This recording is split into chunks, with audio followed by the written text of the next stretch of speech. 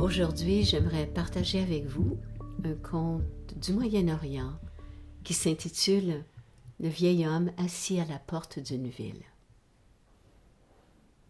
Il était une fois un vieil homme assis à la porte d'une ville, un livre ouvert devant lui. Un jeune homme s'approcha de lui. « Je ne suis pas d'ici, je viens de loin. Dis-moi, vieil homme, comment sont les gens qui vivent dans cette ville ?» Au lieu de lui répondre, le vieillard lui demanda « Et dans la ville d'où tu viens, comment les gens étaient-ils donc ?» Le jeune homme, soudainement, plein de hargne, répondit « Égoïste et méchant, au point qu'il m'était impossible de les supporter plus longtemps. C'est pourquoi j'ai préféré partir. » Et le vieillard « Mon pauvre ami, je te conseille de passer ton chemin. Les gens d'ici sont tout aussi méchants et tout aussi égoïstes. » Un peu plus tard, un autre jeune homme se présenta au même vieillard. « Salut à toi qui semble être un homme de savoir et de sagesse. Je débarque en ces lieux. Dis-moi, comment sont les gens qui vivent dans cette ville ?» Et le vieil homme de le questionner. « Dis-moi d'abord, là d'où tu viens, comment les gens étaient-ils » Le jeune homme, dans un grand élan. « Honnête, bon et accueillant, je n'avais que des amis. Oh, que j'ai eu peine à les quitter. » Le vieillard.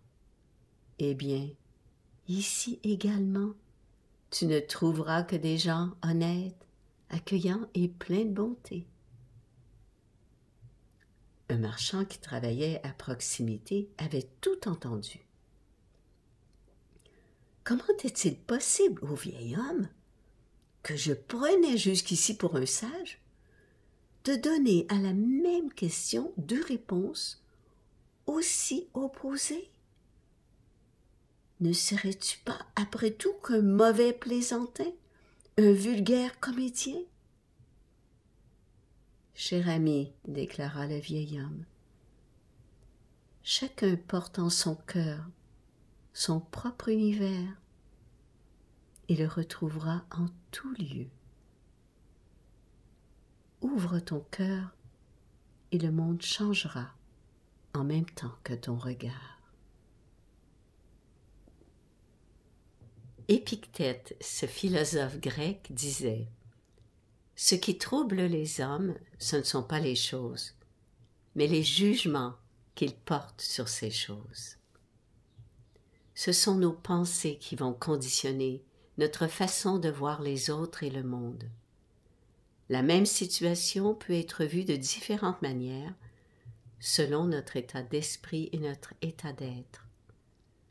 Même si je porte en moi cette croyance, je ne nie pas pour autant les difficultés et les souffrances de nombreuses personnes face à l'adversité.